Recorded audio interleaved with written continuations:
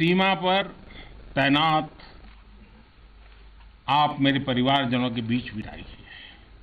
आज मैं फिर आपके बीच आया हूं, आपसे एक नई ऊर्जा लेकर के जाऊंगा, नया उमंग लेकर के जाऊंगा, नया विश्वास लेकर के जाऊंगा। लेकिन मैं अकेला नहीं आया हूं।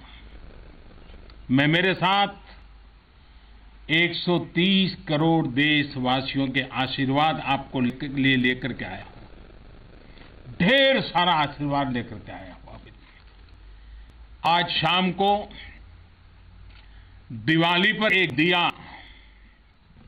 आपकी वीरता को, आपके शौर्य को, आपके पराक्रम को, आपके त्याग और तपस्या के नाम पर, और जो लोग देश की रक्षा में जुटे हुए हैं, ऐसे आप सबके लिए हिंदुस्तान का हर नागरिक उस दिए की ज्योत के साथ आपको अनेक अनेक शुभकामनाएं भी देता रहेगा।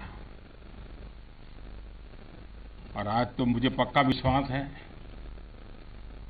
कि आप घर पर बात करेंगे, हो सका तो फोटो भी भेज देंगे, और मुझे पक्का विश्वास आप कहेंगे हाँ यार इस बार तो दिवाली कुछ और थी, कहेंगे ना। देखिए आप रिलैक्स हो जाइए, आप कोई आपको देखते नहीं, आप चिंता मत कीजिए।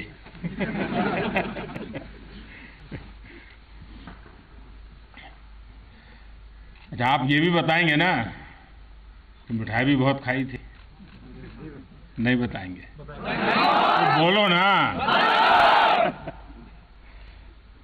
साथियों, आज मेरे सामने देश के जो वीर हैं, देश की जो वीर बेटियां हैं,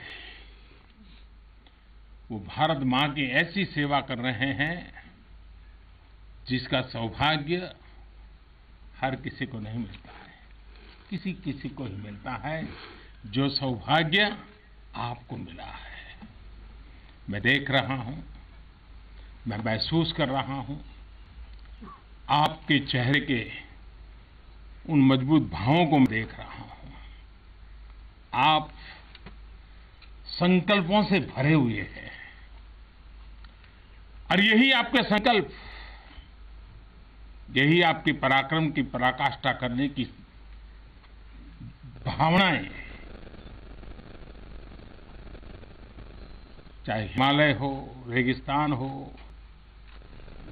बर्फीली चोटियां हो, गहरे पानी हो, कहीं पर भी आप लोग मां भारती का एक जीता जागता सुरक्षा कवच है। आपके सीने में वो जज्बा है जो 130 करोड़ देशवासियों को भरोसा होता है, वो चैन की नींद सो सकते हैं। आपके सामर्थ्य से देश में शांति और सुरक्षा, एक निश्चिंतता होती है, एक विश्वास होता है। आपके पराक्रम की वजह से हमारे पर्वों में प्रकाश फैलता है, खुशियां भर जाती हैं, हमारे पर्वों में चार चांद लग जाते हैं।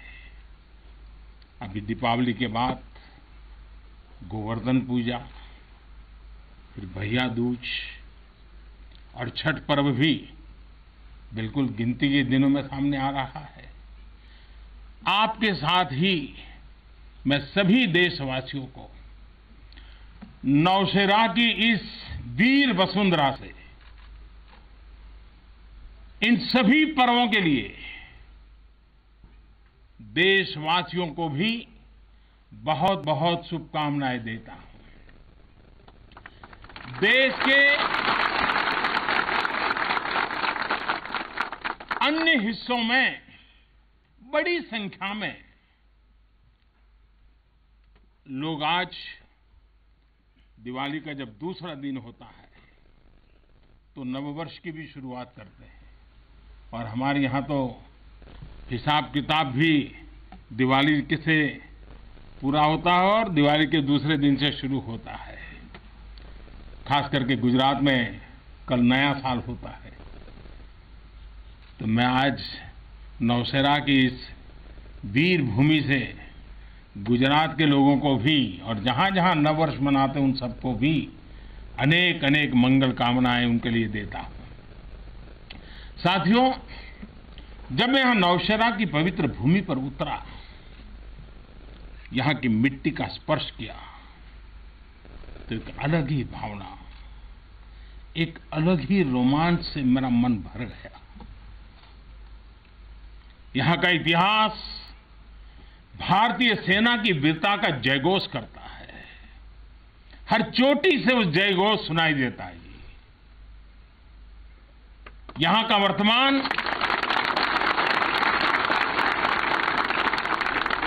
वर्तमान आप जैसे वीर जवानों की वीरता का जीता जागता उदाहरण है। वीरता का जिंदा सबूत मेरे सामने मौजूद है। नौशेरा ने हर युद्ध का, हर छद्म का, हर षड्यंत्र का माकूल जवाब देकर कश्मीर और श्रीनगर के प्रहरी का काम किया है। आजादी के तुरंत बाद ही दुश्मनों ने इस पर नजर खड़ा करके रखी हुई थी। नौशेरा पर हमला हुआ, दुश्मनों ने ऊंचाई पर बैठकर इस पर कब्जा जमाने की कोशिश की, और अभी जो मुझे पूरा वृत्त वीडियो समेत सारी चीजें मुझे देखना समझने का मौका मिला, और मुझे खुशी है कि नौशेरा के जाबाजों के शौर्य के सामने सारी साजिशें धरी की धरी रह गई। दोस्तों, भारत माता की जय! भारत माता की जय! भारत माता की जय! भारतीय सेना की ताकत क्या होती है, इसका एहसास दुश्मन को शुरुआत के दिनों में ही लग गया था जी। मैं नमन करता हूं नौशेरा के शेर ब्रिगेडियर मोहम्मद उस्मान को, नायक जदुनाथ सिंह जी को, जिन्होंने देश की रक्षा के लिए अपना सर्वोच्च बलिदान दिया। मैं प्रणाम करता हूं लेफ्टिनेंट आर राणे को, जिन्होंने भारतीय सेना की जीत का रास्ता प्रशस्त किया था। ऐसे कितने ही वीरों ने नौशेरा की इस धरती पर गर्व की गाथाएं लिखी, अपने रक्त से लिखी हैं, अपने पराक्रम से लिखी हैं, अपने पुरुषार्थ से लिखी हैं, देश के लिए जीने मरने के संकल्पों से लिखी है। अभी मुझे, ये मेरा सौभाग्य था कि दिवाली के इस पवित्र त्योहार पर मुझे आज दो ऐसे महापुरुषों के आशीर्वाद प्राप्त करने का सौभाग्य मिला। मेरे जीवन में एक प्रकार से अनमोल विरासत है। मुझे आशीर्वाद मिले श्री बलदेव सिंह और श्री बसंत सिंह जी। ये दोनों महापुरुष बाल्यकाल में मां भारती की रक्षा के लिए फौज के साथ कंधे से कंधा मिलाकर के साधनों के अभाव के बीच भी, और जब मैं आज सुन रहा था उनको, वही जज्बा था जी, वही मिजाज था, और वर्णन ऐसे कर रहे थे जैसे आज ही अभी से लड़ाई के मैदान से आए हैं, ऐसा वर्णन कर रहे थे। आजादी के बाद हुए युद्ध में ऐसे अनेकों स्थानीय किशोरों ने ब्रिगेडियर मोहम्मद उस्मान के मार्गदर्शन से बाल सैनिक की भूमिका निभाई थी। उन्होंने अपने जीवन की परवाह न करते हुए उतनी कम उम्र में देश की सेना के साथ कंधे से कंधा मिलाकर के काम किया था, सेना की मदद की थी। नौशेरा के शौर्य का यह सिलसिला तब से जो शुरू हुआ, न कभी रुका है, न कभी झुका है।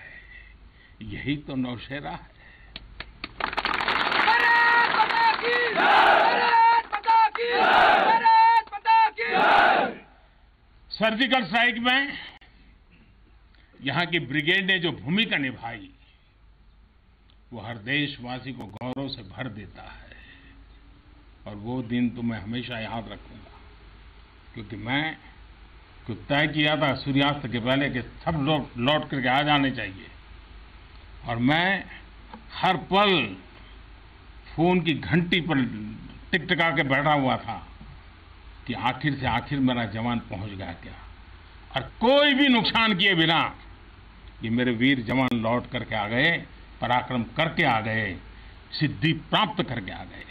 भारत माता की जय! भारत माता की जय! भारत माता की जय! सर्जिकल स्ट्राइक के बाद यहां अशांति फैलाने के अनगिनत कुत्सित प्रयास हुए, आज भी होते हैं, लेकिन हर बार आतंकवाद को मुंह तोड़ जवाब मिलता है। असत्य और अन्याय के खिलाफ इस धरती में एक स्वाभाविक प्रेरणा है, माना जाता है, और मैं मानता हूं ये अपने आप में बड़ी प्रेरणा है। ऐसा माना जाता है कि पांडवों ने भी अज्ञातवास के दौरान अपना कुछ समय इसी क्षेत्र में व्यतीत किया था।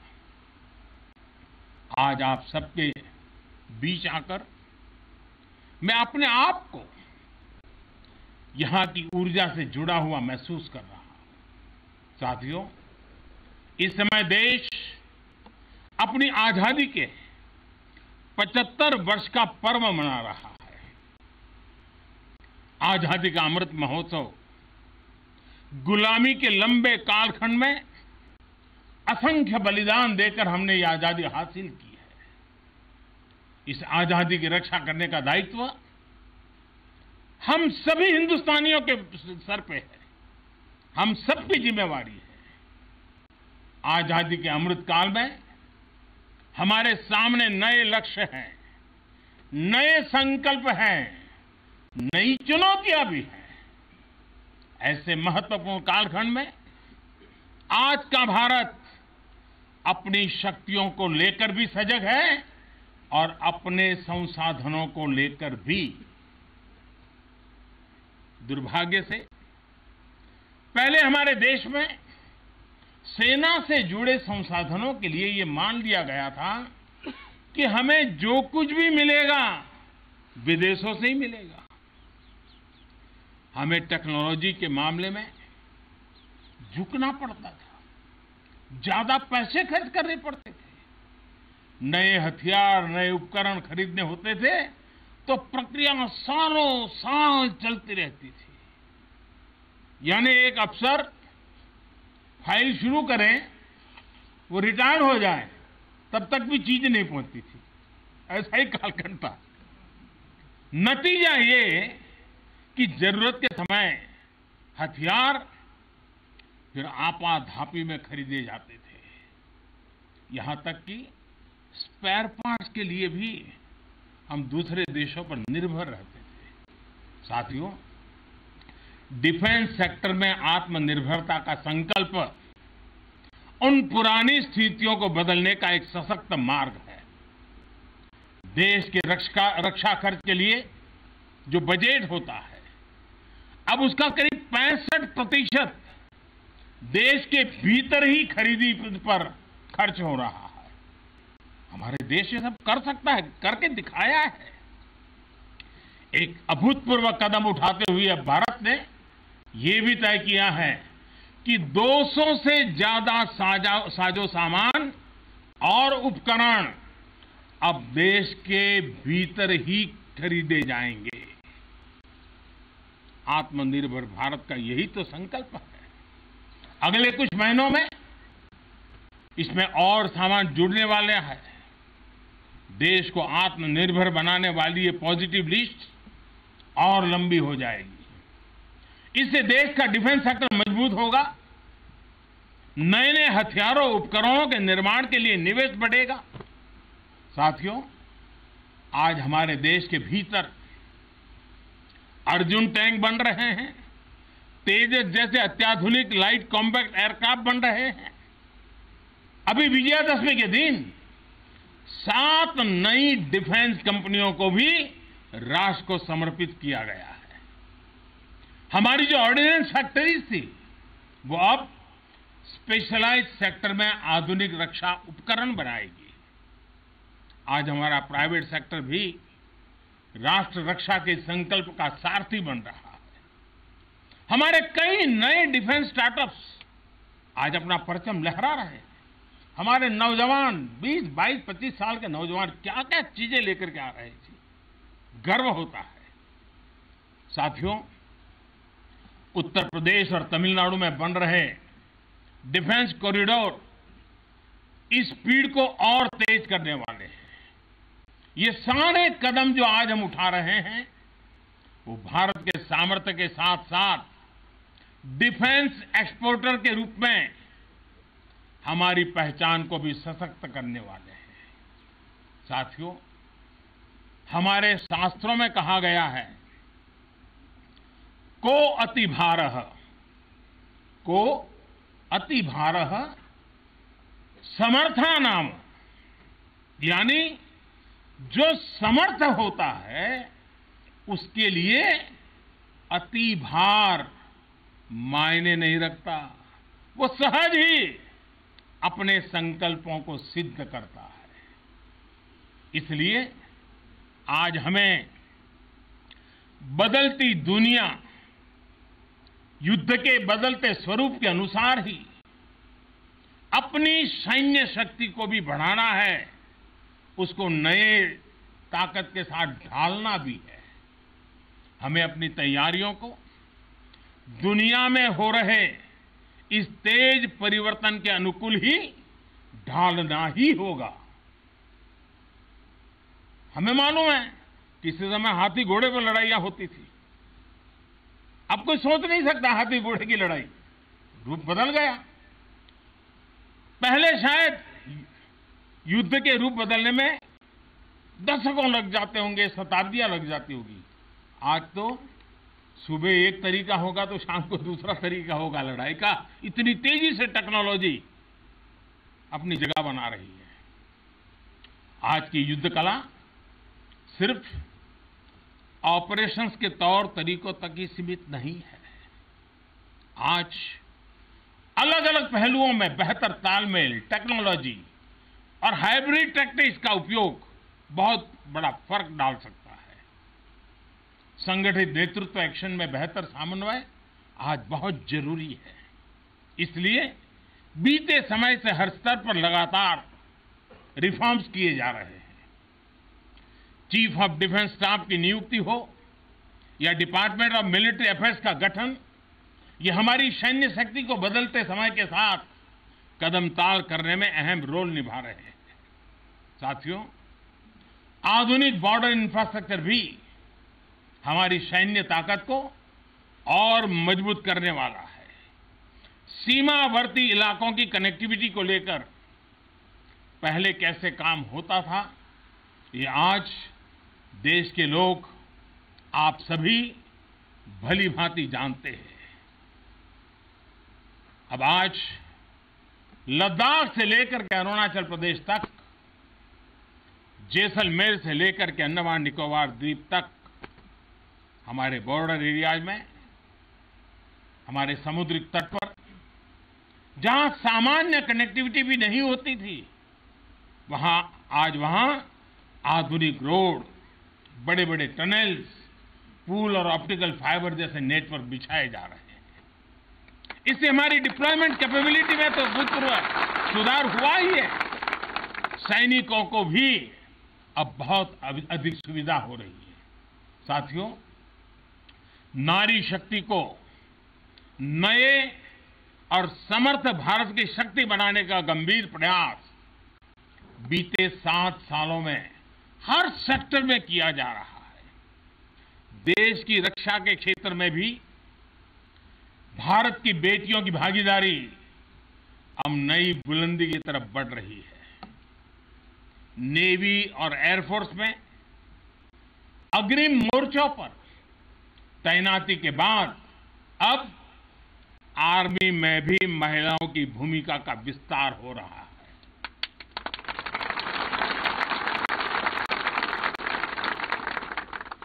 मिलिट्री पुलिस के द्वारा बेटियों के लिए खोलने के बाद अब महिला अफसरों को परमानेंट कमीशन देना इसी भागीदारी के विस्तार का ही हिस्सा है।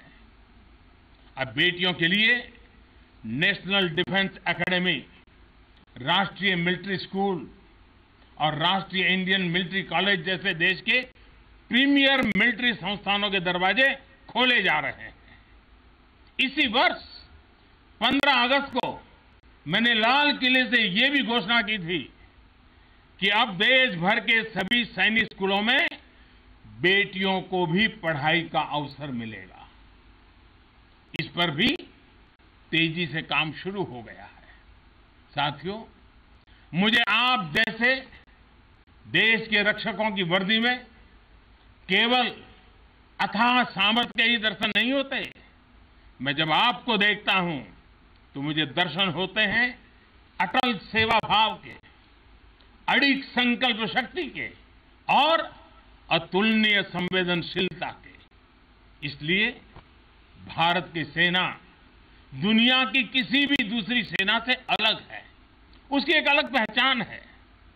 आप विश्व की शीर्ष सेनाओं की तरफ एक प्रोफेशनल फोर्स तो है ही, लेकिन आपके मानवीय मूल्य, आपके भारतीय संस्कार आपको औरों से अलग एक असाधारण व्यक्तित्व के धनी बनाते हैं। आपके लिए सेना में आना एक नौकरी नहीं है। पहली तारीख को तनख्वाह आएगा इसके लिए नहीं आए आप लोग। आपके लिए सेना में आना एक साधना है, साधना। जैसे कभी ऋषि मुनि साधना करते थे ना, मैं आपके हर एक के भीतर उस साधक का रूप देख रहा हूं। और आप मां भारती की साधना कर रहे हैं। आप जीवन को उस ऊंचाई पर ले जा रहे हैं कि जिसमें 130 करोड़ देशवासियों की जिंदगी जैसे आपके भीतर समाहित हो जाती है। ये साधना का मार्ग है। और हम तो भगवान राम में अपने सर्वोच्च आदर्श खोजने वाले लोग हैं।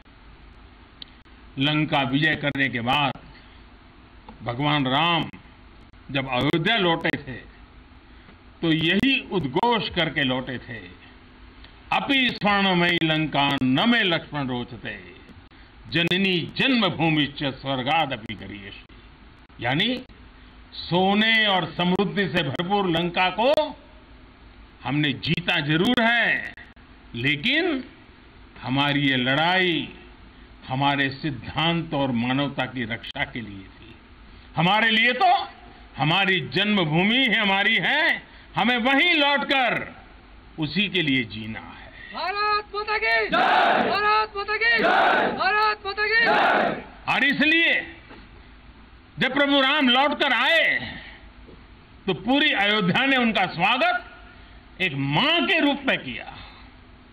अयोध्या के हर नर नारी ने, यहां तक कि पूरे भारतवर्ष ने दिवाली का आयोजन कर दिया। यही भाव हमें औरों से अलग बनाता है। हमारी यही उदात्त भावना हमें मानवीय मूल्यों के उस अमर शिखर पर विराजमान करती है जो समय के कोलाहल में, सभ्यताओं के हलचल में भी अड़िग रहती है। इतिहास बनते हैं, इतिहास बिगड़ते हैं, सत्ताएं आती हैं, सत्ताएं जाती है, साम्राज्य आसमान छूते हैं, ढहते हैं, लेकिन भारत हजारों साल पहले भी अमर था। भारत आज भी अमर है और हजारों साल बाद भी अमर रहेगा। भारत माता की जय! भारत माता की जय! हम राष्ट्र को शासन, सत्ता और साम्राज्य के रूप में नहीं देखते। हमारे लिए तो ये साक्षात जीवंत आत्मा है। इसकी रक्षा हमारे लिए केवल भौगोलिक रेखाओं की रक्षा भर नहीं है। हमारे लिए राष्ट्र रक्षा का अर्थ है इस राष्ट्रीय जीवंतता की रक्षा, राष्ट्रीय एकता की रक्षा और राष्ट्रीय अखंडता की रक्षा। इसलिए हमारी सेनाओं में आकाश छूता शौर्य है तो उनके दिलों में मानवता और करुणा का सागर भी है। इसलिए हमारी सेनाएं केवल सीमाओं पर ही पराक्रम नहीं दिखाती, जब देश को जरूरत पड़ती है तो आप सब आपदा, विपदा, बीमारी, महामारी से देशवासियों की हिफाजत के लिए मैदान में उतर आते हैं। जहां कोई नहीं पहुंचे वहां भारत की सेनाएं पहुंचे, ये आज देश का एक अटूट विश्वास बन गया है। हर हिंदुस्तानी के मन में से ये भाव अपने आप प्रकट होता है। ये आ गए ना, अरे चिंता नहीं, अब हो गया। ये छोटी चीज नहीं, आप देश की अखंडता और सार्वभौमिकता के प्रहरी हैं, एक भारत श्रेष्ठ भारत के संकल्प के प्रहरी हैं। मुझे पूरा भरोसा है कि आपके शौर्य की प्रेरणा से हम अपने भारत को शीर्ष ऊंचाइयों तक लेकर जाएंगे। साथियों,